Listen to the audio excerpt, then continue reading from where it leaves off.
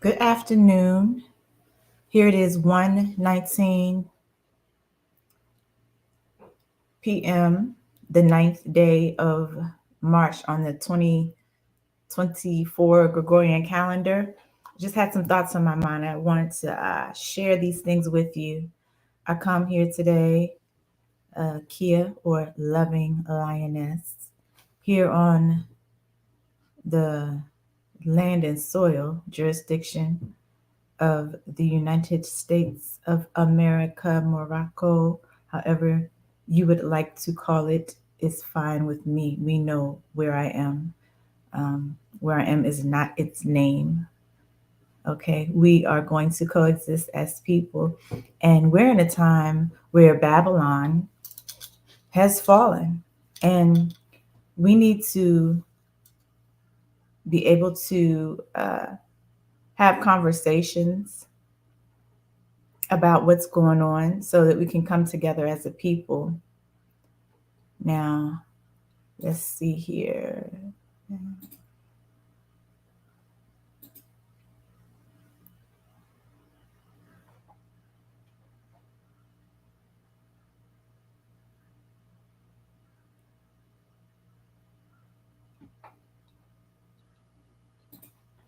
Let me just add a little bit of something to the banner I had created for you all so y'all can know what I'm talking about today. Charles Barkley.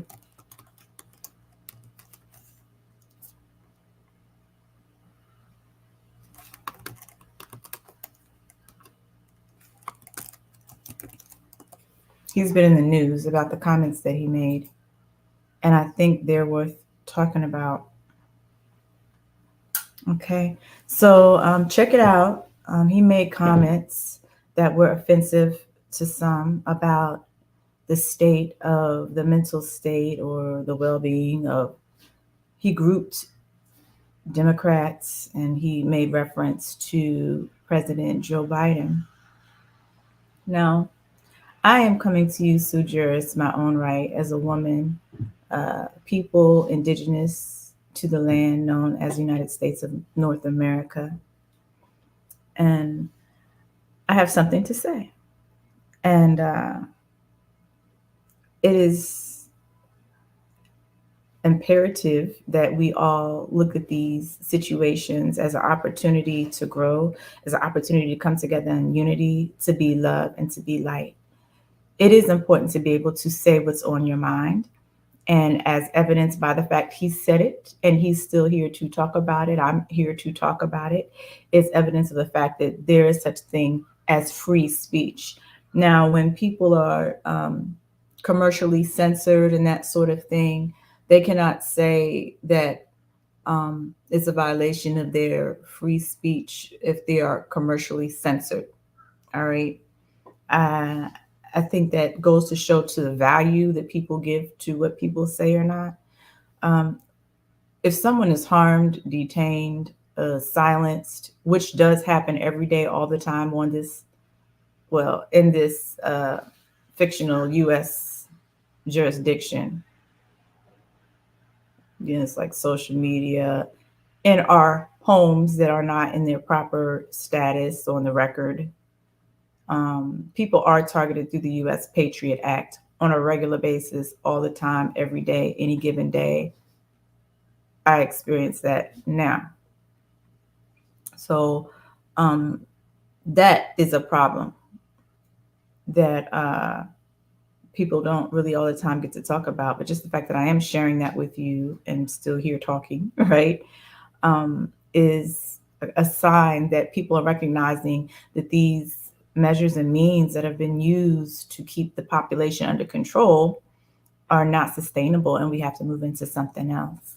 Okay. So, what I did was a little assessment of what I think is going on and why I want to share it with you. So, first of all, I'll say this: I'm about love and peace and balance. And in order to fix a thing, in order to set the ship in the right direction, moving out of our state of Babylon. What is that? First of all, let me explain what that is. And I want to help facilitate moving out of that into more love, more order, more peace, something that is sustainable? Can we get along with solving problems like resetting the math algorithms as we've been warned that they are not correct? Can we get along with housing people? Can we get along with providing food to people in a realm where there's enough food for everyone if we manage the resources properly, right? Can we get along to a world where there's less violence? Can we get along to a world where we don't have missing children? We don't have pedophilia someone trying to justify pedophilia just to fulfill someone else's fantasies or desire? Can we get along to a world where there's less harm being done to other people? That's what my goal is.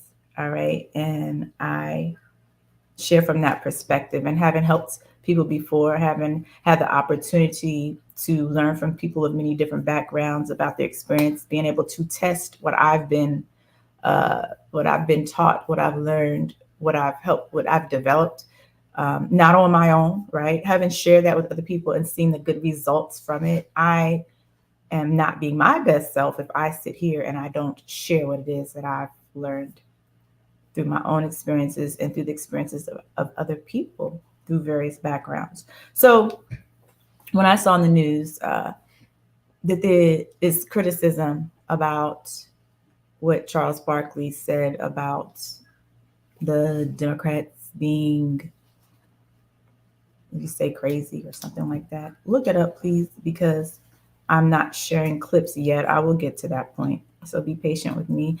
This is one of my early posts on YouTube.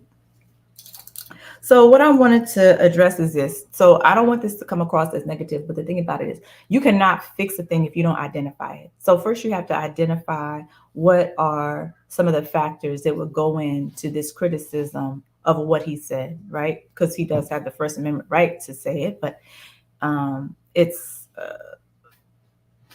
coming up with, it's some resistance on it. And it's okay to have resistance, but let's talk about this here. So why are people offended? Why are people offended? Why are people offended by Charles Barkley's comments about the mental status of Joe Biden, of why they're offended about the statement about the Democrats being crazy? Okay. So, and even some of the responses that came his way, or is it because you are an athlete? Is it your perspective or whatever have you? These are interesting responses. And I'll address that. So the first one is, this is my hypothesis, and then I'm going to address the hypothesis with the intervention, and let's go from there. So my hypothesis is one reason that people might be offended is because they don't know how to assess for mental health and wellness. So when he said something like, oh, they're crazy, like they don't know how to assess whether what is crazy or not crazy. In my hypothesis, that's one factor as to why they would be offended by what he said. I'm going to list about eight hypotheses, okay, on why this might be the case, why they would be offended. The second one is that people, no, maybe I should make the second, but once I substantiate and explain my hypothesis about why he might suggest that the Democrats are crazy. And I'm not saying they're crazy or not crazy. I want to teach you how to think through things that people say. I want you to look at the whole situation, learn how to substantiate or invalidate the statements that people make. So that statement he made, he found to be true. So instead of, so the thing is, people don't, my hypothesis is people don't value what others find to be true. You know, it can't be, well, this is what he thinks is true, and I'm good with it, whether I agree or not, but I'm good with the fact that he was able to speak his truth on the matter, right? People don't value that, right? That's my hypothesis. That's number two. Number three, it's an unfamiliar message. That's why people are offended by it, because we don't hear that every day. You know, people making these statements, it could be considered, well, I'll just say people make a statement that is not positive. That's not a positive thing necessarily to say that. Not necessarily. I'll get into why I say it like that a little bit later. But so it's an unfamiliar message. Number four, people don't know the role of government. It's my hypothesis that people don't know the role of government. Okay. So they heard what Charles Barkley said. They reacted to it negatively, as far as, you know, they had negative emotions around it. They made comments that were not good about it. They're feeling uncomfortable. And maybe part of that is because people don't know the role of government. They don't know what the Democrats or the Republicans or whatever have you are expected to do from people who look at them as government. For people who look at the Democrats and Republicans as government, they don't know the role of a government. I think that's a contributing factor. Number five, people don't have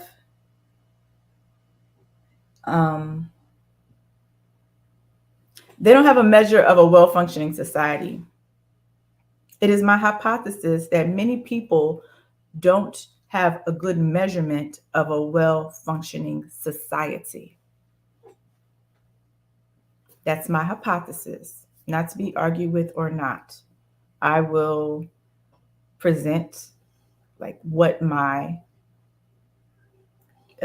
hypothesis is, and I will substantiate it, and I will give an intervention.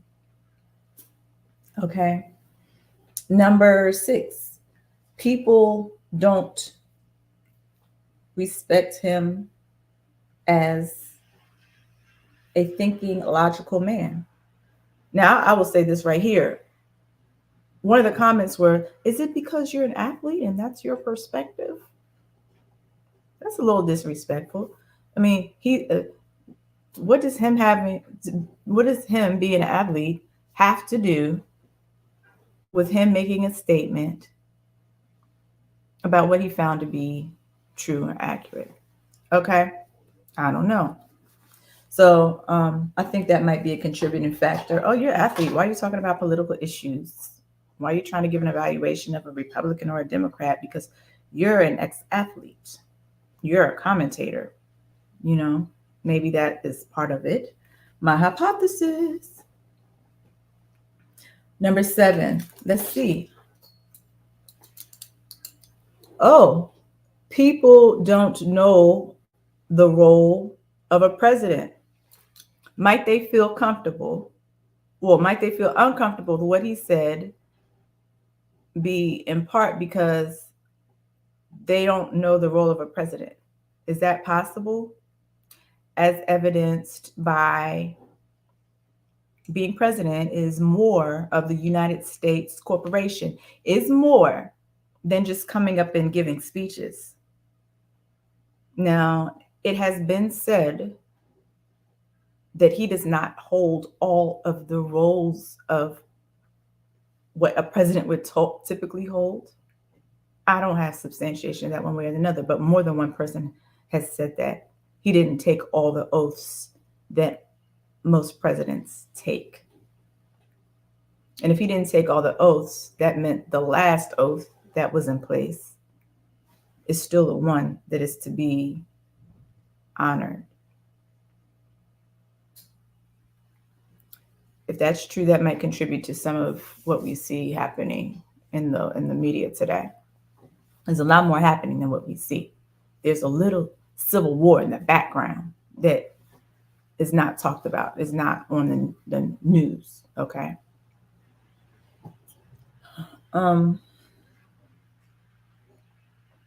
Number 8 on my hypothesis about why people are offended about what Charles Barkley said. Um, People get defensive. Like it's just like their like soul. It's a soul tie. Why they're offended. So what I'm saying is that my hypothesis is like number 2. They heard something offensive, and their knee-jerk reaction is a defense mode. So, an offense that's just in their programming right now. That's my hypothesis. You heard something that's not familiar. It's your programming to be, I'm offended, rather than be like, oh, let me hear what he has to say. Not changing what he has to say. Like what he said is what he said. And my knee jerk reaction might be then to get offended. That's some people's pattern. That's my hypothesis. So that we're not here all day. I don't think I'm gonna cover this whole thing now. Maybe I will. This is my evaluation. Now, I will go through and address them one at a time. This first one about people don't know how to assess for mental health and mental wellness. You don't see it on the news on how to properly assess. Actually, I found out within this last year or two that most professionals are not taught how to assess. And I am including the people who give the most mental health care as licensed professionals in the community. And the reason I'll get into it, I'll take it in order. But the first thing you want to do is assess for safety. So I'll just say the Democrats broadly, and then I will say people who identify as Democrats. Are these people, because the Democrat is a group, you can't assess a group for mental health, really, right? But you can assess them collectively, like individually as a group, when they come together, do they make decisions that keep people safe? Do we think that? Do you think that the Democrats, the people who categorize themselves as Democrats, do they make decisions that prioritize the safety of the people? That's one thing. And then I'm going to keep it real. Do they, because it's not the same thing, do they make moves that prioritize the safety of the corporate structure? Because these are two different things. The conversations a lot of times that are had, or what's been told to the people, is that for the sake of the Americans, we're gonna XYZ. But when we do a logic model on many of the moves that are made, we can see that it really protects the safety of the organization, of the corporate structure.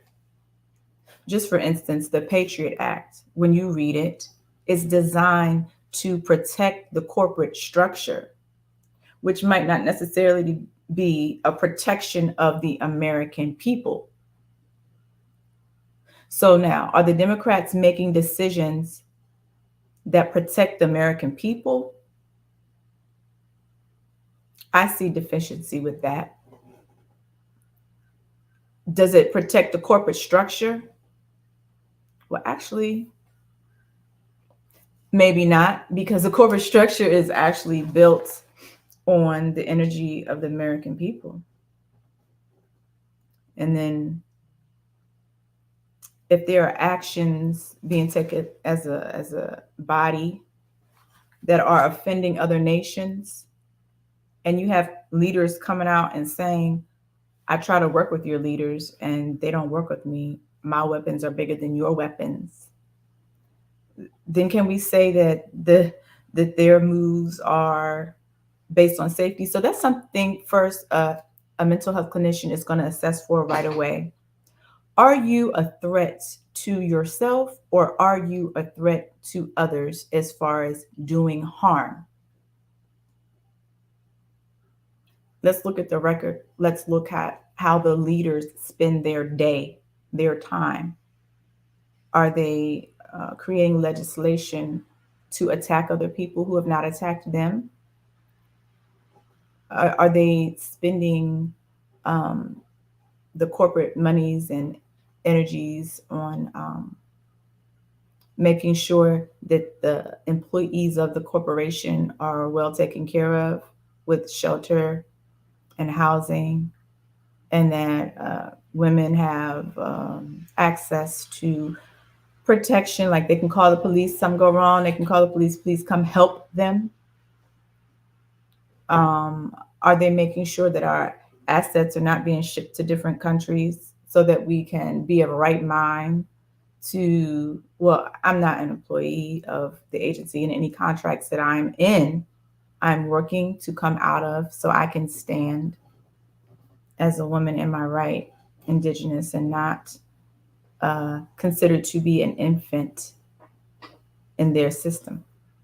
So this is a path and a journey, but I will speak about it along the way, and I'll share with you, and I'll encourage others to develop a perspective where you take responsibility and not just blame the leaders per se for whatever you perceive going on. So I just want to, when people say something that has some validity, I want to speak about it, because we can't just brush off what they said as inappropriate. It hurt my feelings, so I can't hear you. No, we have to assess why it's a thing anyway. That someone can speak their mind and then get a big backlash when what they spoke does not incite violence against anyone. It doesn't harm anybody. He did not. He might have hurt people's feelings, but he did not bring physical harm by saying what he said. So we need to have a conversation. Okay, so one thing is that, do people know how to assess for it? So one thing is safety. We're always looking at safety, always assessing for safety. When you meet someone, when you meet somebody in the street, when you've known them for a long time, I'm not assessing for your mental health or not. That's a message that has been put out there in the media that is incorrect. To say, always check on your friend, always know what's going on with your friend, see if they're okay. Do they have mental health problems? Stop that. Stop doing that. You need to check for safety. You need to assess for safety, right? So maybe they're a little quirky. Maybe they got some ways that you don't like. That's none of your business. That's none of your business. You need to assess for your own interactions and how you come across to the world. Because let me just use that example with Ye. Always feel, oh, he crazy. I'm like, uh, there are a lot of things you didn't put into consider. Whoever said he's crazy, not right.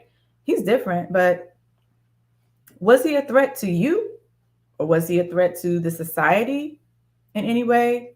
Was he a threat to harm himself? These are the only reasons that someone should be um, involuntarily, what is the word? Taken into care and custody for mental health treatment or even evaluation. If they're immediate harm, like we're concerned, if we don't help you, we have no way in the community to keep you from hurting yourself or someone else. That's the only reason someone should be involuntarily committed into mental health treatment. So I'm just going to go on the record right now for whoever thought that that was okay. It's not okay. Um, and everyone who sat by and watched it, whatever state that took place in, these people are not competent in the application of the law that is in their jurisdiction. Right. So that's a lawsuit for that medical doctor, right? And it's also a message to other medical doctors, stop doing that. I know of situations where someone in the emergency room, they didn't like the patient. They said they committed a patient who'd never been in receipt of mental health treatment. They put them on a ward for an assessment for 3 days with people who had severe mental illness. So now we have someone who's licensed and using the power of a pen. They're actually the ones who are a threat. They're actually the ones who are a threat for being unsafe and putting someone in an unsafe situation, because statistics and research says that when we're treating and detaining people who don't need care, they get worse. They get worse than whatever they were being challenged with, whatever behavior or symptom or whatever, or situation that they didn't know how to handle too well. Whatever they were going through, they're going to get worse the more times that they're detained. They'll be traumatized, have experiences that will be hard to overcome. So it's not good, it's impolite, it's rude to be asking somebody, are you okay? Just because they have a way of navigating the world that is different than what you think. Now, if you are concerned about them about to hurt somebody or hurt themselves, it is appropriate to say, hey, I'm concerned about them, about you. Other than that, you might want to develop some skills to be more compassionate, to be a better friend however you can. If you can't do certain things for them or what have you, just say, hey, I can listen to you if that's something you can do. Or I don't know, I can give you some money if that's something you can do. If it's not, okay. If you can give them, if they have a need for something, say, help them look for a resource or help them with whatever need is there, or connecting them to resources for a need, or even saying, can you find somebody to help you get that quote unquote resource? But to jump number one to mental health or safety is wrong. Mm-mm. Okay.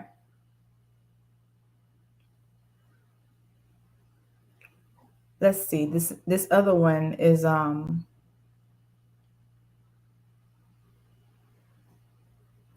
we're always, yes, we're assessing for safety. We're also, when we recognize, okay, maybe they're not at immediate risk of doing harm, but you still want to assess the risk level, right? When we're talking about detaining people or knowing whether their level of mental health or wellness, and that's another thing I just want to share with you. So there's the level of illness and wellness, and everyone is somewhere on the scale. Illness is you're not aware of your surroundings. This is someone who might intentionally do harm to themselves, like in a painful, debilitating way. Like, I don't want to say the things I've heard of, but like totally out of their mind. Now, if they're using substances and they do the thing too, that would account for it. But sometimes people are not even on substances and they're doing particularly painful, harmful things to themselves. That's severe mental illness, a pattern of that, when there's no underlying physical issue that is contributing to that behavior. All right. So let's say somebody has encephalitis and they do something out of the way, not right. You can't say, oh, they have a severe mental illness. No, they have untreated encephalitis, caused them to act in a certain way. See, so we have to also rule out for physical health problems when we want to categorize something as a severe mental illness. So that's one. The other spectrum is wellness, where you might have you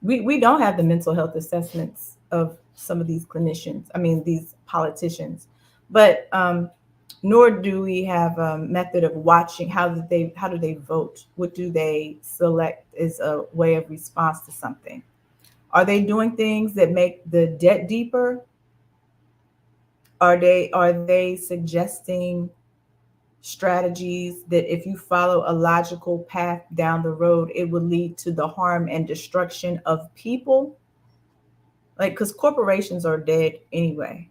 Corporations are dead. People are living.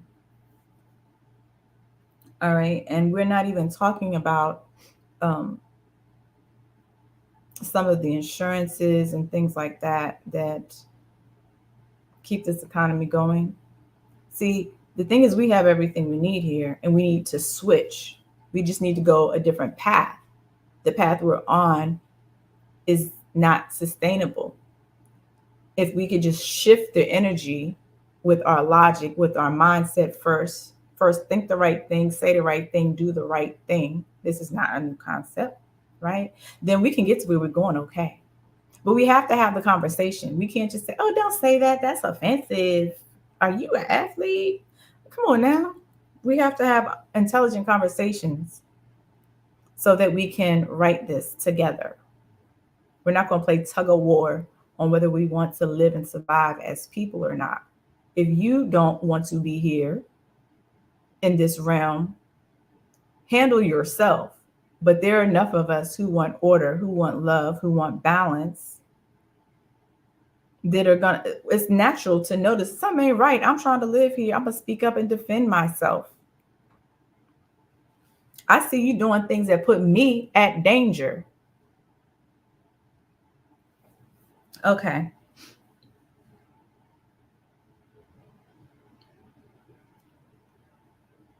Now,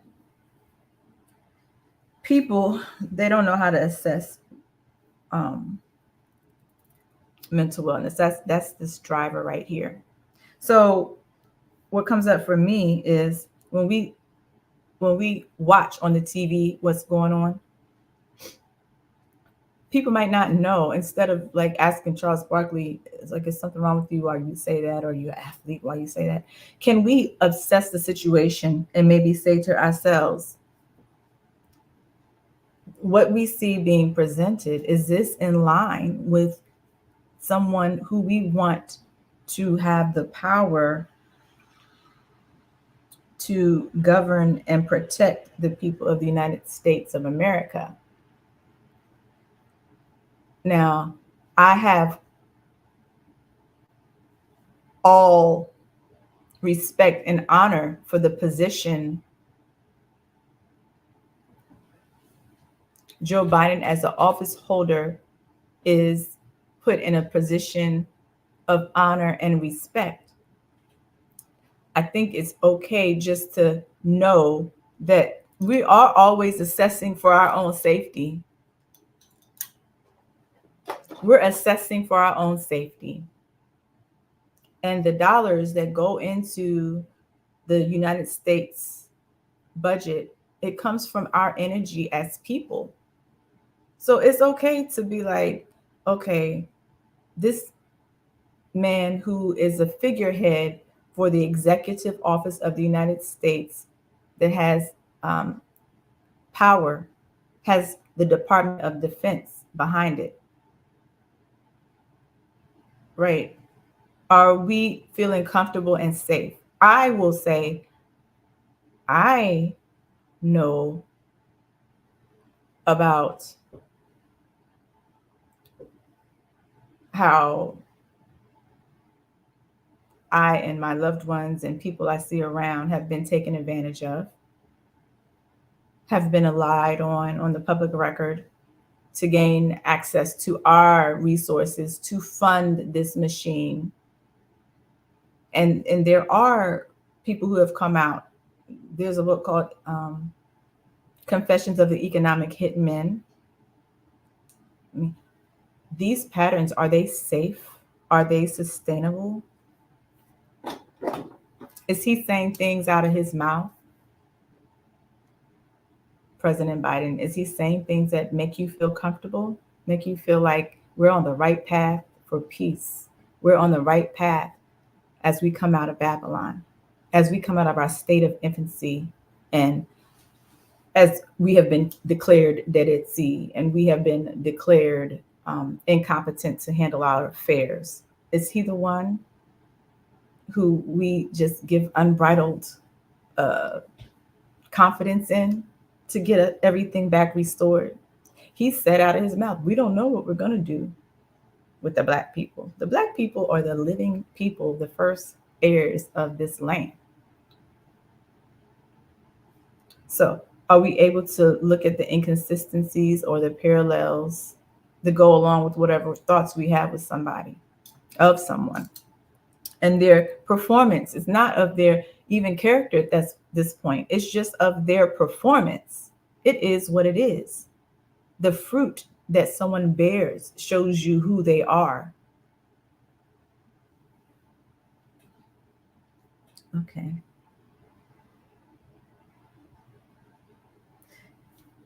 Um, I think this other one says, people have not been taught. This is my hypothesis, that people have not been taught, how to really determine someone's state or their level of competency.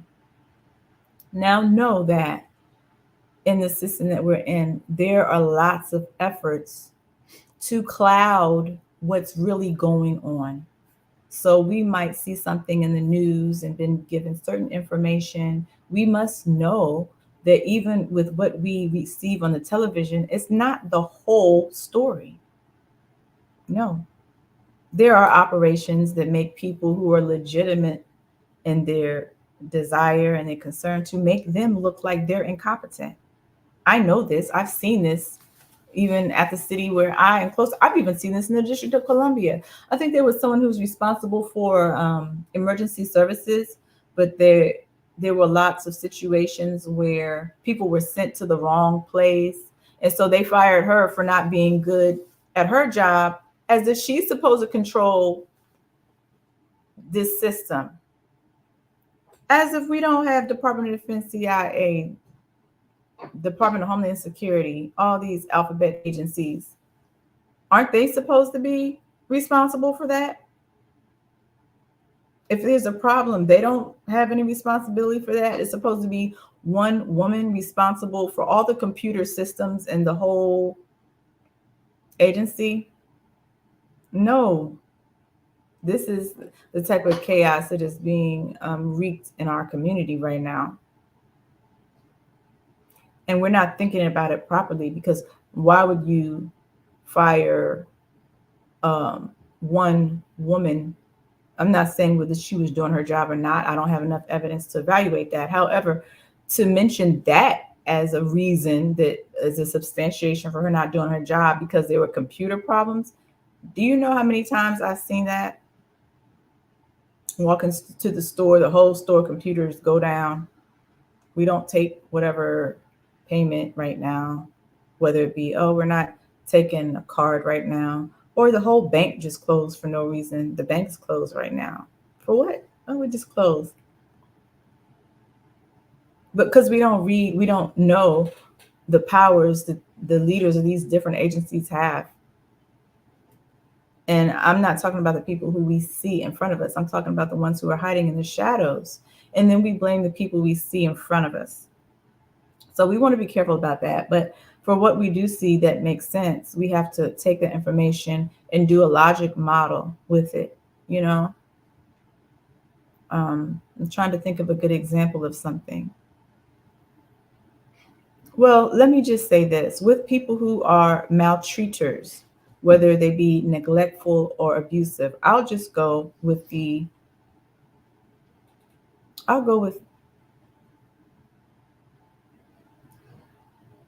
go with the inappropriate man who keeps accidentally touching you in the wrong place. Yeah.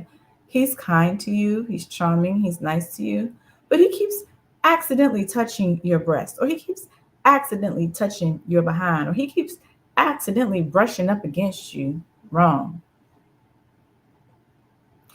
Do all your friends do that? No. But this man is like, oh, my bad, I ain't mean to. But you keep doing it. Now, whether you formed it in your mind that you're going to intentionally do something, or it's a drive that you have that is um, unsuppressed, either way, you can see the fruit of the man's interactions. So you have to come to know this man gives this fruit and it's not right. Whether they admit it, apologize for it, whatever, it is what it is. So that's how you know that something is something. So that's the same thing when you have people who come together in groups, maybe the Republicans or maybe the Democrats. I'm not trying to say that. And you can see their pattern. You can see their pattern of recommending things that are a harm to you and your people. If they recommend things that are a harm to you and your people and the longevity and sustainability of your village, of your people, of your kin, you can know they're not good for you. And so then when they smile in your face and they tell you this is great for you, and you know that it's not great for you, then you can say something right. And so either I'm crazy or you crazy.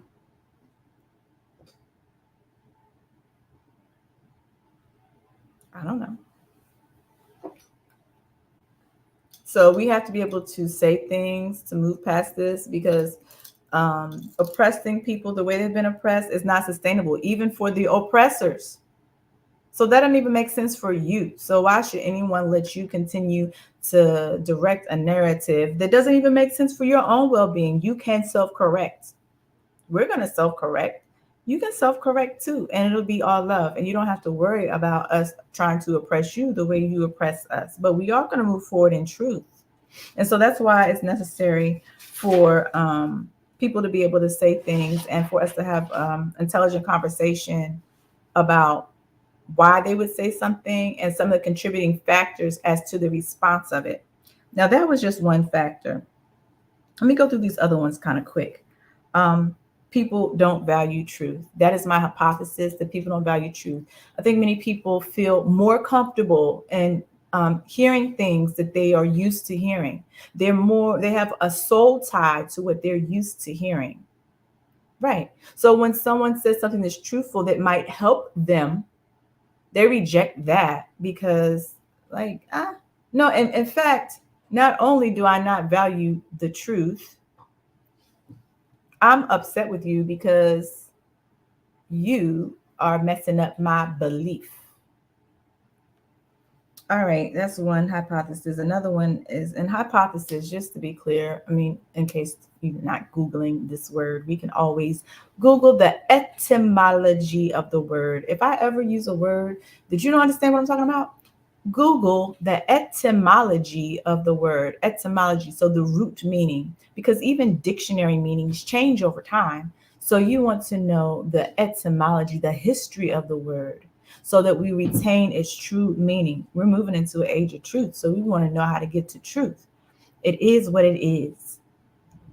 Okay, so when you look at the etymology of the word, you will find out hypothesis, a thesis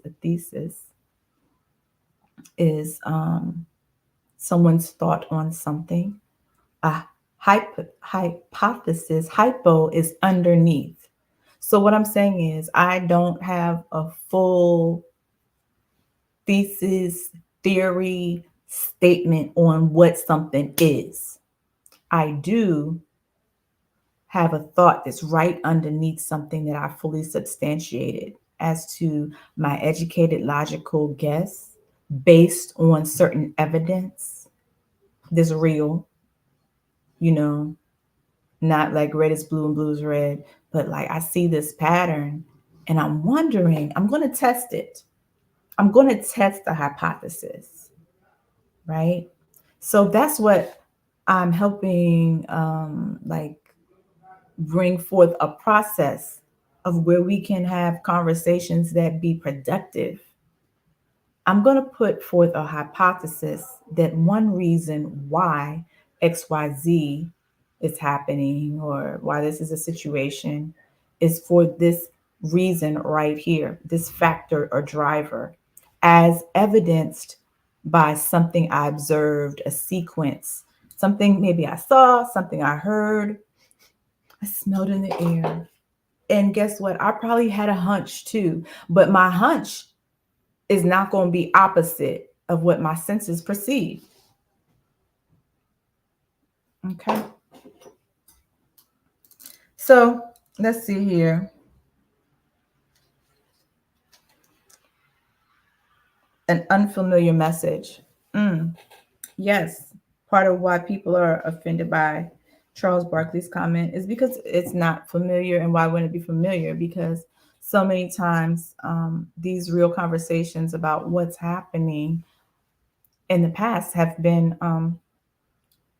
they've been censored, and people are not even allowed to bring up these conversations that would cause people to think and challenge the structure. But now you notice that more of this is actually happening. It's actually on the television, that he could say this and not be canceled the very next day. Imagine that, because more people are moving into truth and they realize the season that we are in. So, but that doesn't mean it's not uncomfortable for many who just take what they see on, have been taking what they see on TV and not challenging it, not reading or that sort of thing. So it's unfamiliar. It's not familiar to hear a commentator, a sports commentator, be like, "What is going on here? That's crazy," or "They're crazy." That's unfamiliar because that's a little bit. It's just unorthodox, and that's one thing. It's unfamiliar, but we're gonna have more and more situations that are not familiar to us. But we can learn to get used to our thoughts being challenged. hmm We have to learn to get used to our thoughts being challenged. And I don't mind being challenged. You know what I mean? Don't come up with something stupid though. Have a reason that you are challenging my thought pattern on something, because I thought about what I said. So I need you to think about whatever challenge that you have for me. Don't come up with, well, that don't sound right. I didn't read anything. I didn't research anything. It just doesn't sound right. Don't come to me like that. Right. And don't come to the Charles Barkleys of the world like that.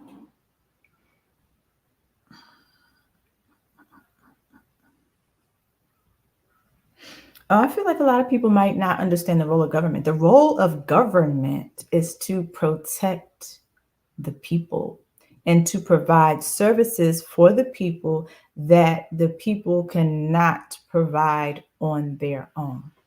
So, for instance, the city roads, or the city roads, the highway, these are services that the government provides based on the energy from the people, and we'll get on that another time. They take the energy from the people because when we're born, we are expected to bring value to the world. Okay. There are many more things that happen than that, but there are estates that are created for us. They use our estates that are in trust, and the government uses that to contribute to certain welfare programs that are good for the whole community. And many times people misunderstand social welfare. They think back in the day, certain benefit programs that were called, like today, is it still called assistance for family and children, temporary assistance, TANF or whatever? They changed the policies this way and that way as necessary. But there's like a stigma for people who are on TANF, right? Recognize now there are not enough jobs to employ all the people who are on TANF for unemployment or these type of things. So even if everybody woke up and said, "Oh, today I'm going to find me a job," there wouldn't be enough jobs to employ them. But yet still there's a stigma for taking these benefits. Now, there's another way to do it other than taking benefits, right? You can claim your inheritance, but that's something else, right? But just know that certain things in our society cannot be provided for by an individual, someone operating independently. So we want to keep that in mind about the benefit of the system as it is, as many problems that it has. The U.S. on the resources of the United States of America,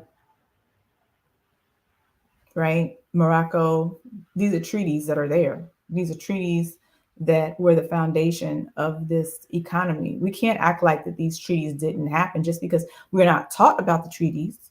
That doesn't mean that the treaties aren't there. They are. That's the law of the land. All right. Um, so with that being said, we cannot act like there's no provision there that must go. But a lot of people don't understand how the economy works. With there's a currency, and then the interest is generated on the currency and the flow of the economy. So interest from that will pay for everything around us. Okay, that's what happens. So with that being said, do you all know that bankruptcy is actually a form of social welfare? Mm-hmm. Somebody wanted to argue with me about that. Um, it's not based necessarily on you being like quote unquote low, having low earnings or income. It's not based on that. It's based on other standards. But if there was no, first of all, it's actually biblical. Mm-hmm. You're supposed to be forgiving up your debt after a certain amount of time. Anyway, that's biblical. There's some other things that people do that are not biblical, but they think is righteous because they made it up, because they don't know the role of government. Okay, government is to protect you and provide services that you can't provide by yourself. So even for instance, let's say a natural disaster comes and FEMA, okay, state of emergency is declared. You have a $1 billion house and you had it insured. Okay.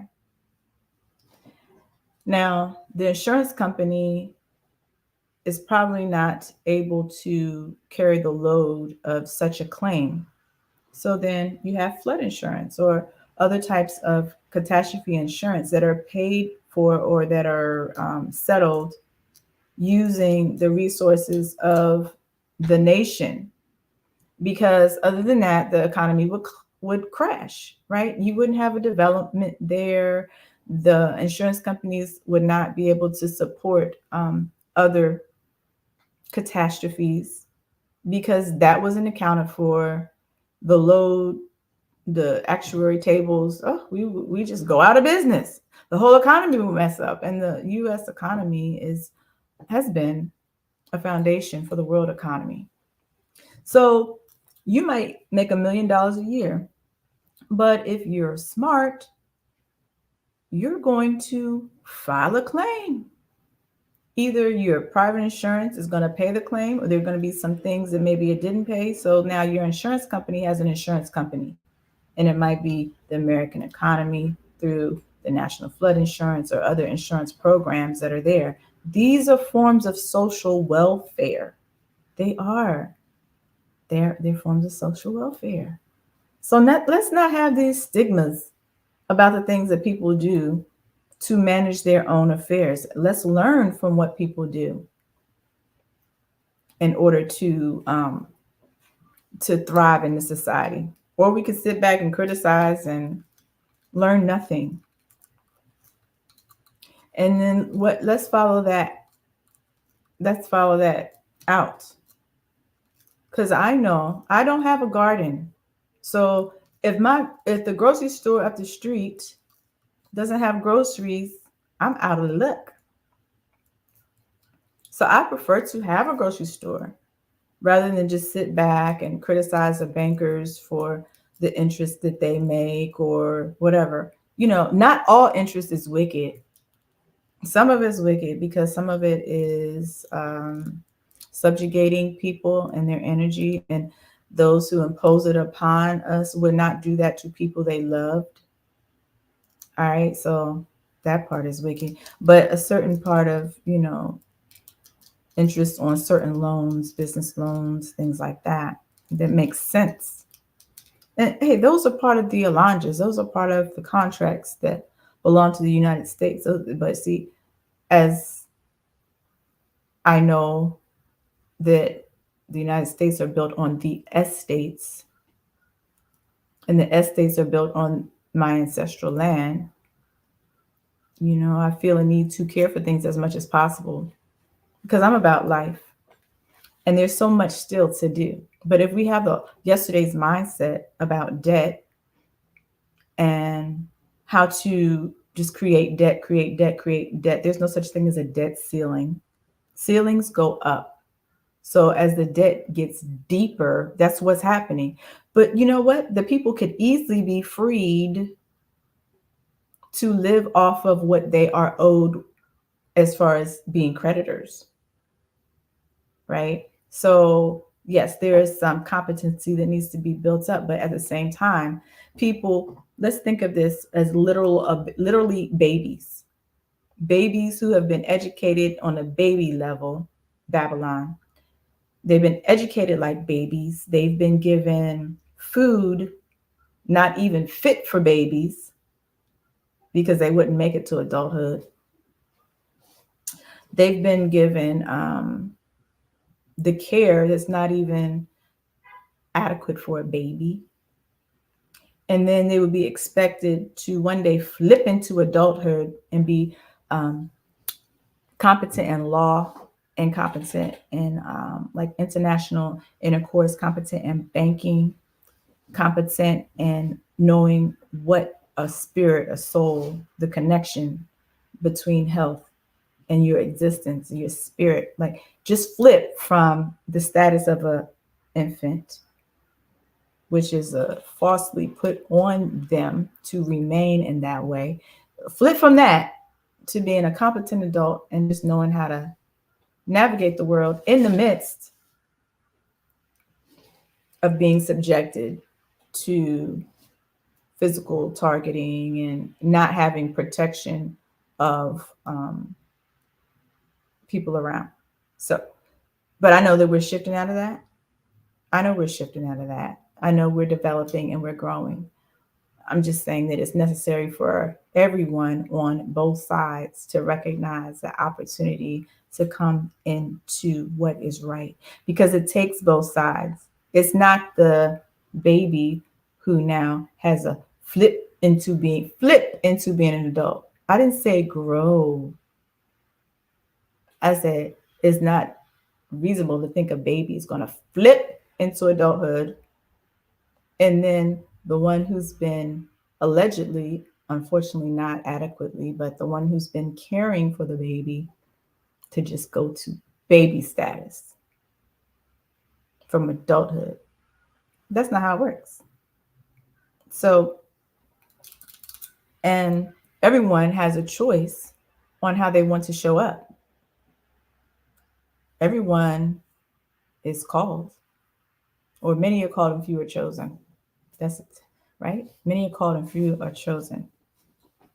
So, which are you? Our power to self-determine is there. We have the right to self-determine. Some people will fall into fear and fall into the false constructs that they've been drilled into on both sides. The only way you can stay as an oppressor is because you are possibly given a false religious construct that is your right to harm other people or whatever have you, or your duty to harm other people. I challenge that. So let's see. The role of government is to protect and to serve.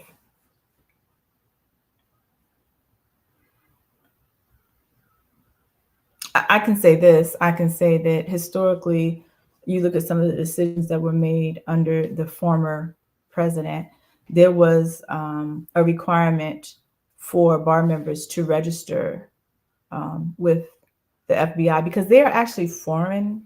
They're foreign, actually, and they're taking our states.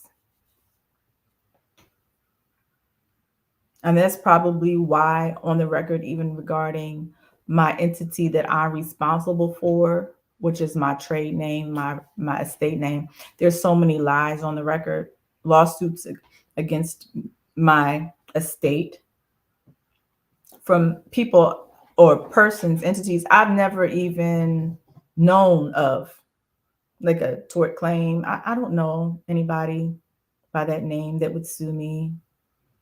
Okay. I um, used to drive a car, right? Had a commercial driver's license.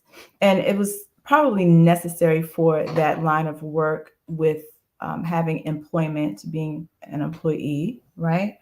Did I have it? But there were accusations that I was driving on it expired. It was just like, I've, that's so ridiculous. Never happened. But there are about 3 or 4 cases. See, so I know people are operating in fear right now, definitely operating in fraud, but here it is, the internet age and things like that. So why someone would continue in this way and not have the courage to just act right? And you're not going to be able to wait for everyone around you to act right, right? We are adulting here, coming out of our baby status, whether it's as an oppressor or someone who is oppressed, waking up and being our best. All right. So that goes into this fifth one. People don't have a measure of a well functioning society. In a well functioning society, there are no homeless people. In a well functioning society, everybody eats. And I'm just going to give the example of the King James version of the Bible. Um, and I know this actually happens back in Deuteronomy. It talks about the instructions that were given to the people who are characterized as Israel. Now we know that Israel are the original indigenous people of the various lands. That is who Israel is symbolic of. The original indigenous people of the various lands with their customs and things like that. Because we did watch that movie From Negroes to Hebrews, where it was, or Hebrews to Negroes, yes, Hebrews to Negroes, where Dalton very well demonstrated what it was. I know that they didn't give that all that attention, and you didn't watch that movie. Okay, so we watched the movie. We can see that it's a representation Israel in the King James version of the Bible that was put together at the Council of Nicaea. Nicaea, look up what the word nice means, the etymology of nice. The Council of Nicaea. So when we see people say, oh, yeah, I'm the people of the book. Okay, look over there in Biafra and look in, it's Biafra and Nigeria and all the wars and things like that. And people who were there will tell you how they grew up, right? So, how many wives did Israel have? He had 2 wives and 2 concubines. And he had enough family to take care of his land. This is symbolic. This is anthropomorphic. So, what was the example that was given there? Was it him with 1 wife and then he goes and he spends all his energy and then pays taxes on his labor? I mean, it's in the Bible. You can tell me, is that what he did or not? I'm just saying compliance to the policy that was laid out is all I'm asking for people right now. So what he did is he went off And the way he acquired his wealth was through land and through having a family, acquiring children and a family and taking care of them as best he could, as long as he could.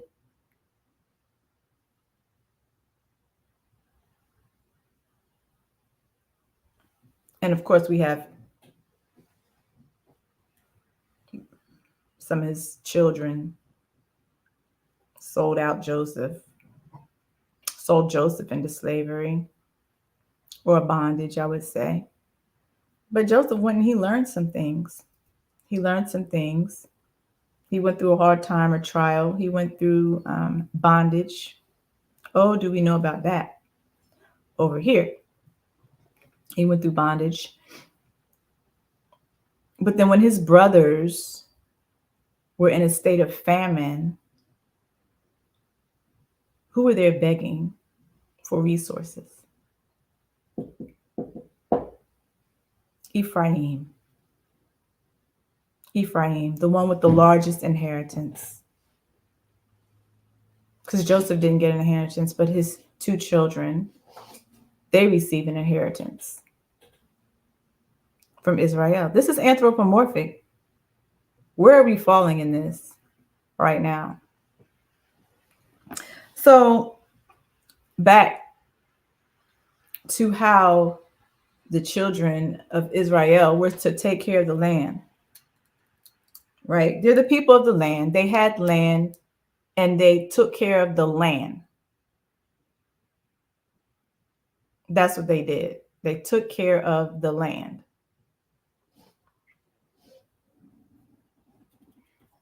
They left a trim around the outside of the land. And I have a friend from that part of the world, and he said, yeah, my grandfather did just that, just like in the Bible. He left a trim around so that those strangers who needed food could come by and eat. Right? They didn't have to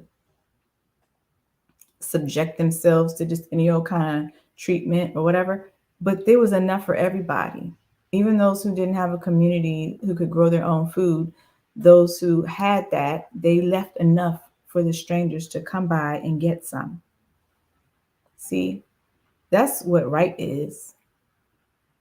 Now, not everything in the Bible is literal, okay? But there are some things that are literal. And even the things that are not literal, let's look for the principles. Let's look for the principle in it. So, a well functioning society, everybody eats, everybody has shelter. The widows are taken care of. The widows are not experimented on. No. The widows are not abandoned. Everyone is in a position where they can care for the widows. And how about the children? The children are cared for. Their fathers are not off getting gender changes. Their fathers are not being detained for commercial crimes where there's no intention to harm anyone else. Okay, so that's what I can say I can relate to about someone being detained, but he's demonstrating how to not be detained too. So is there possibly a way out of everything that we don't see? All right, so but a little bit of you can't help everybody. And so there needs to be more people who are educated about what right is so that we can have more foot soldiers who will stand up for righteousness. And I don't mean violence. I don't mean any kind of weapon. I don't have a weapon. All I have is my mind and my pen and my voice. And I'm learning how to stand like the ladies stood on the white square because they're the cornerstone, right? But that's just a little bit of a depiction of what's going on. It's actually not the truth, because if it was just a matter of going to stand on a cornerstone and directing what's supposed to happen, excuse me, then everyone would do that. But it's not like that. There's still much oppression, and there's still much tradition and religious rituals where one who is saying, hey, this is my land and I'm home and I want to reconcile and stand up, still have to endure. And so a well-functioning society, let me just say this, and I'll be able to speak on this another time. We're competent. We're all competent. We've all become competent, right? We all start to benefit from a school system that tells the truth. So we have to make claims. We have to make claims, and we have to come together as a people. Now, it is against my personal conviction to be held as trust res or a thing of anyone's trust. My property might be held in estate and trust, but me, no. My body, my spirit, I rebut any claims of the such, and most of us are thought to be accepting of that, and then we don't understand it, so we don't speak up against it. But I will say now that that is a thing, and we're going to have to start teaching each other about it. And I'm grateful to have the opportunity to be learning this and look forward to sharing. It's big, but when I teach, I don't want to just throw out facts that you don't know how to measure if they're true or not, because there are many people who are supposed to be teaching the right way, but they are not teaching the whole truth. And you don't have a measuring stick to look to see if they're telling the truth or not. And they're convincing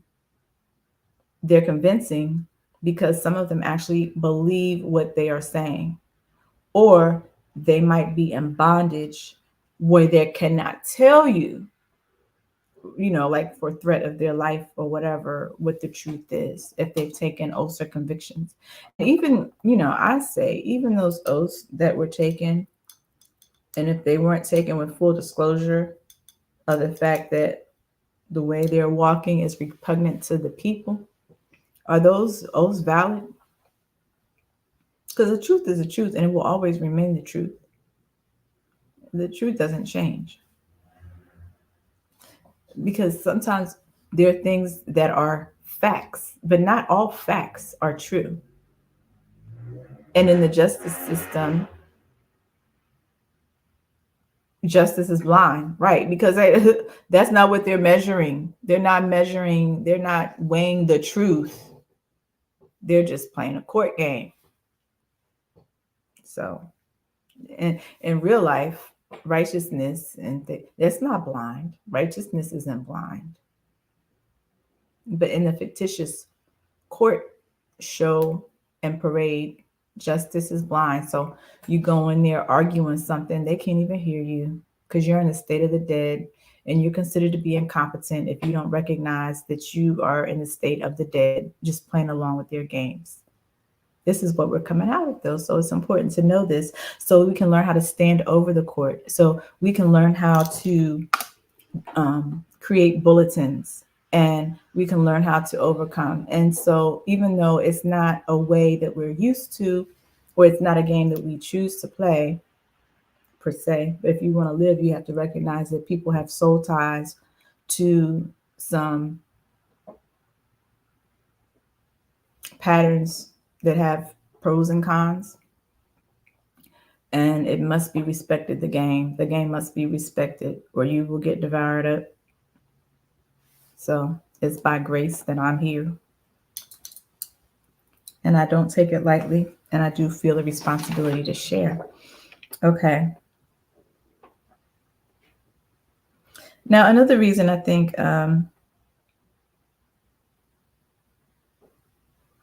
People are offended by Charles Barkley. I think I mentioned this, the eighth one. People become defensive by habit. So, what I challenge you to do as a people here at North America, now, mind you, first of all, I know who I'm talking to. Some of y'all are not going to hear me because you don't operate as people, you operate as persons, fictitious persons who not only do you not want to learn how to be a people, you don't want to submit to what it is to be a people, to say, hey, this is too much for me. I wonder if I can find somebody who can help me along, because that's how it's going to have to be. That's how it is in every society.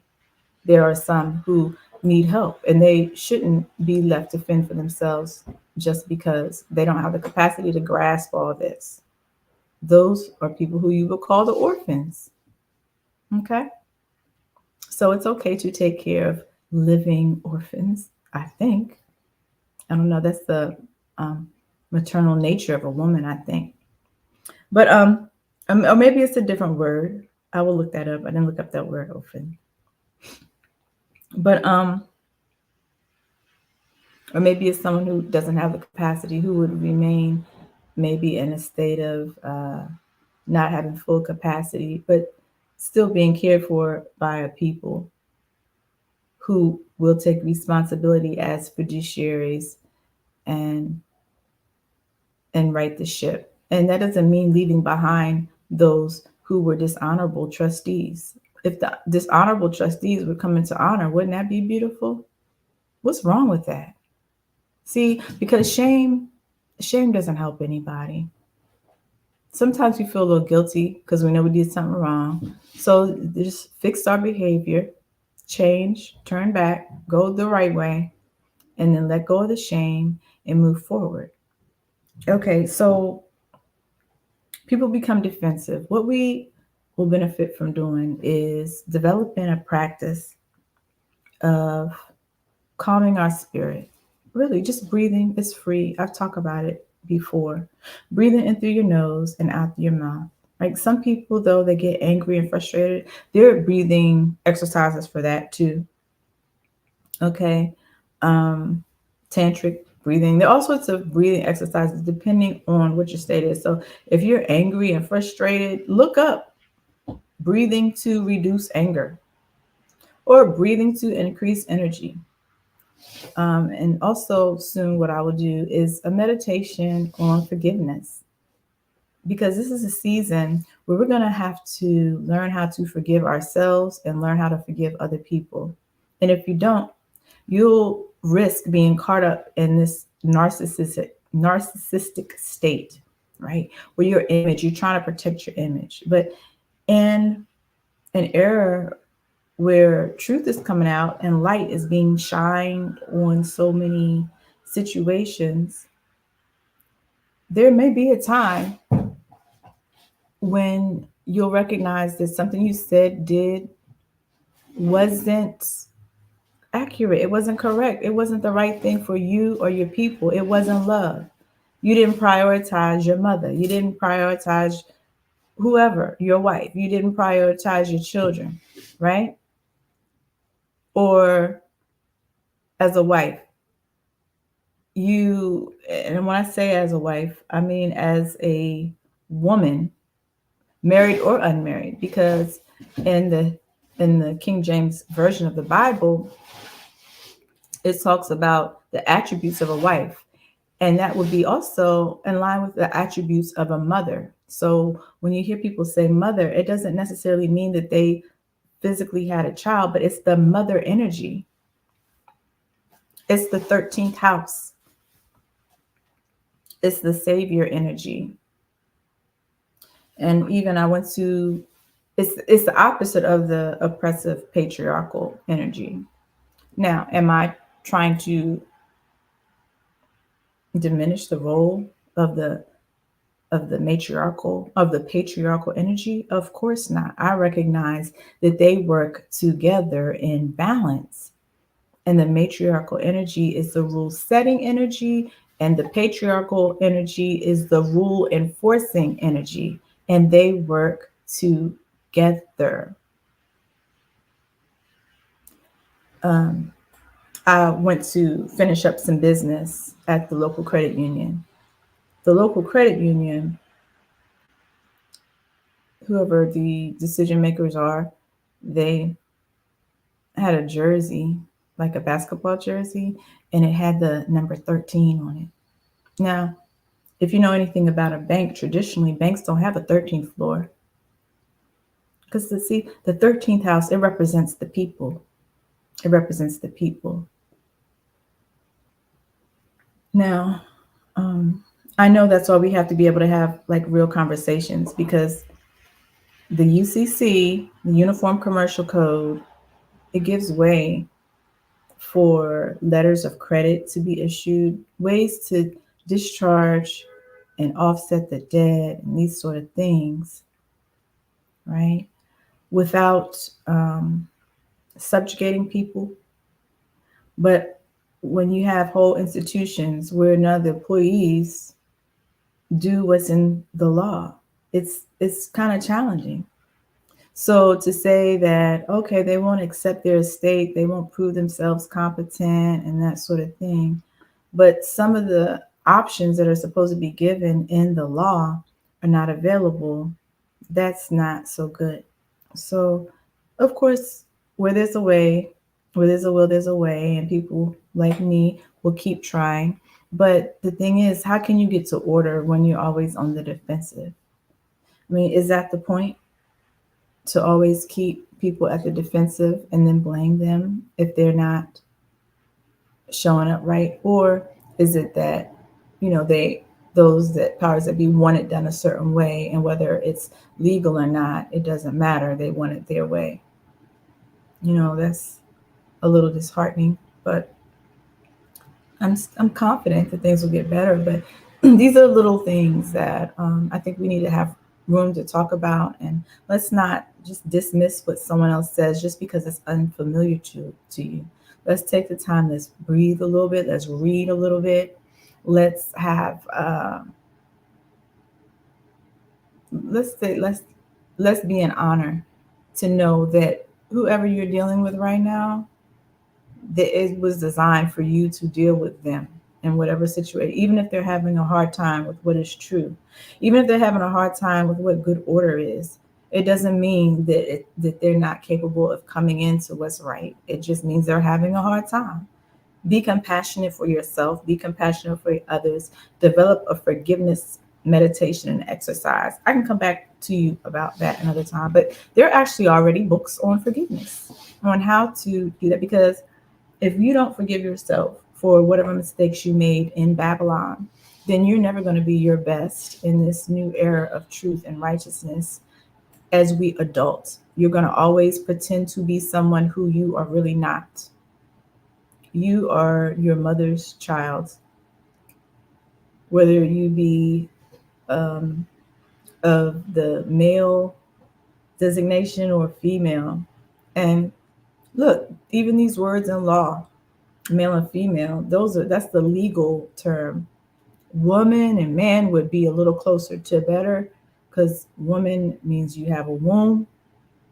All right. But there will always be people who will take advantage of your ignorance and not knowing that when it comes to proper development from womb to grave, you can never achieve that when you go and change your body parts. And some people are born with anomalies. I'm not judging you and I'm not referring to you.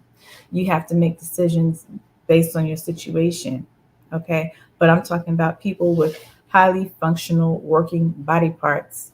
In spite of all the attacks on your food, all the attacks on your environment, you came out with good working body parts. You were adjudged a certain way, and then you want to question the judgment and not recognizing that all the people who are teaching you, many are void of the truth, that life starts at inception. Life starts at inception. You're wealthy. If you want to have a life and reach your highest capacity, you will work with what is given you in the physical world. You will work with what is given you, and you don't need anybody else to help you be your best. So if you were born a woman and you think your best is as a man, you're not going to have to go to anybody to help you turn into a man. You'll manifest and get all your body parts for a man, and you'll have, but I don't know if that happening.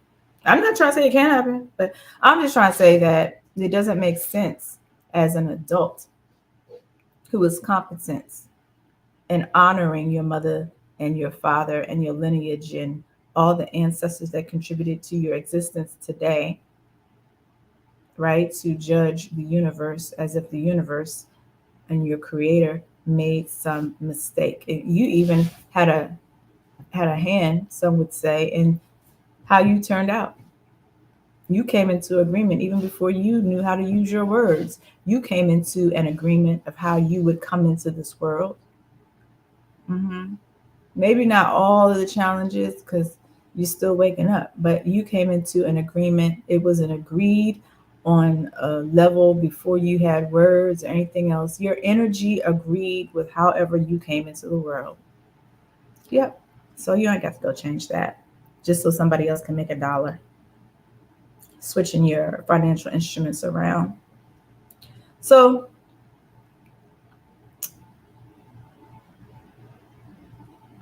I think that's all that I have to share right now. Of course, I always have something to talk about, but bite size. And I know I gave you a mouthful. So soon we'll talk about Black China. I want to talk about things as they happen.